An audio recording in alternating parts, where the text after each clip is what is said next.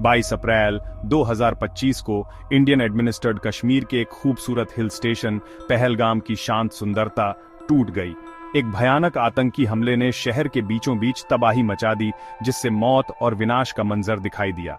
26 मासूम लोगों की जान चली गई और कई लोग घायल हो गए। इस हमले ने पूरे भारत में सदमे की लहर दौड़ा दी, जिससे उसकी धरती पर हुए पिछले आतंक की यादें ताजा हो गईं। भारत ने बिना देर किए पाकिस्तान पर उंगली उठाई और अपने पड़ोसी देश पर अपनी सीमाओं के भीतर काम करने वाले आतंकवादी समूहों को पनाह देने और उनका समर्थन करने का आरोप लगाया। जैसी उम्मीद थी, पाकिस्तान ने किसी भी तरह की संलिप्तता से साफ इनकार कर दिया, लेकिन बदले की भयानक चेतावनियां हवा में तैरने लगी। पहलगाम में हुआ यह हमला इस क्षेत्र की अस्थिर सुरक्षा स्थिति की एक भयानक याद दिलाता है। इसने भारत पाकिस्तान संबंधों को परिभाषित करने वाले गहरे अविश्वास और दुश्मनी को रेखांकित किया। इस हमले ने इस कड़वे प्रतिद्वंद्विता के बीच फंसी नागरिक आबादी की भेद्यता को भी उजागर किया। जैसे ही धूल जमी, सबके मन में यही सवाल था, भारत कैसे जवाब देगा। भारत की प्रतिक्रिया तेज और बहुआयामी थी। सैन्य मोर्चे पर भारत ने ऑपरेशन सिंदूर शुरू किया, जो पाकिस्तान प्रशासित कश्मीर में आतंकवादी ढांचे के खिलाफ लक्षित हमलों की एक श्रृंखला थी।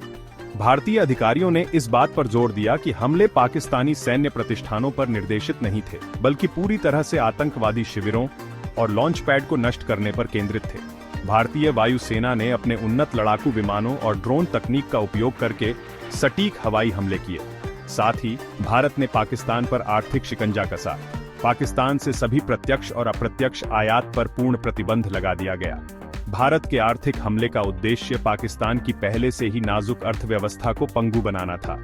व्यापार प्रतिबंधों का उद्देश्य एक स्पष्ट संदेश भेजना था, पाकिस्तान को आतंकवाद के कथित समर्थन के लिए भारी कीमत चुकानी होगी। भारत सरकार ने अपने सुरक्षा बलों को हाई अलर्ट पर रखा, युद्धपोतों, विमानों और अतिरिक्त सैनिकों को सीमा पर तैनात किया। प्रधानमंत्री मोदी ने राष्ट्र के नाम अपने एक टेलीविजन संबोधन में घोषणा की कि भारत किसी भी रूप में आतंकवाद को बर्दाश्त नहीं करेगा और देश को नुकसान पहुंचाने वालों को मुंहतोड़ जवाब देने की कसम खाई। उन्होंने सशस्त्र बलों को पूर्ण संचालन स्वतंत्रता भी दी, जो संघर्ष को बढ़ाने के लिए भारत के संकल्प का संकेत था, यदि आवश्यक हो। पाकिस्तान ने अंतर्राष्ट्रीय निंदा और सैन्य दबाव का सामना करते हुए अवज्ञा और सैन्य मुद्रा के मिश्रण के साथ जवाब दिया। पाकिस्तानी सेना को हाई अलर्ट पर रखा गया था। नियंत्रण रेखा, कश्मीर को विभाजित करने वाली वास्तविक सीमा पर सैनिकों को तैनात किया गया था। तोपों की गड़गड़ाहट गूंज उठी, भारतीय ठिकानों पर गोले दागे गए। पाकिस्तानी वायुसेना ने अपने लड़ाकू विमानों को उड़ाया, जो ताकत दिखाने के लिए आसमान में गश्त कर रहे थे। अपनी सैन्य क्षमताओं का प्रदर्शन करने के उद्देश्य से एक सोची समझी चाल में पाकिस्तान ने 450 किलोमीटर की रेंज वाली सतह से सतह पर मार करने वाली बैलिस्टिक मिसाइल का परीक्षण किया। मिसाइल परीक्षण को व्यापक रूप से भारत और अंतर्राष्ट्रीय समुदाय के लिए एक संदेश के रूप में देखा गया। पाकिस्तान धमकियों या दबाव से नहीं झुकेगा। पाकिस्तानी सरकार ने पहलगाम हमले में किसी भी तरह की संलिप्तता से साफ इनकार किया और भारत पर युद्धोन्माद का आरोप लगाया। पाकिस्तान ने संघर्ष का अंतर्राष्ट्रीयकरण करने की भी कोशिश की, अपने सहयोगियों, खासकर चीन से राजनयिक समर्थन के लिए संपर्क किया। स्थिति बेहद तनावपूर्ण बनी रही। दोनों पक्ष एक खतरनाक गतिरोध में बंद थे। परमाणु हथियारों से लैस पड़ोसियों के बीच तनाव बढ़ने पर अंतर्राष्ट्रीय समुदाय ने बढ़ती चिंता के साथ देखा। एक व्यापक संघर्ष का खतरा, संभावित रूप से एक परमाणु टकराव में बदल जाना, बहुत बड़ा था।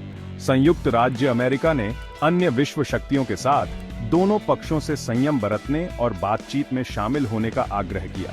हालांकि भावनाओं के उफान पर होने और अविश्वास की गहरी जड़ें होने के कारण राजनयिक समाधान खोजना एक कठिन काम लग रहा था।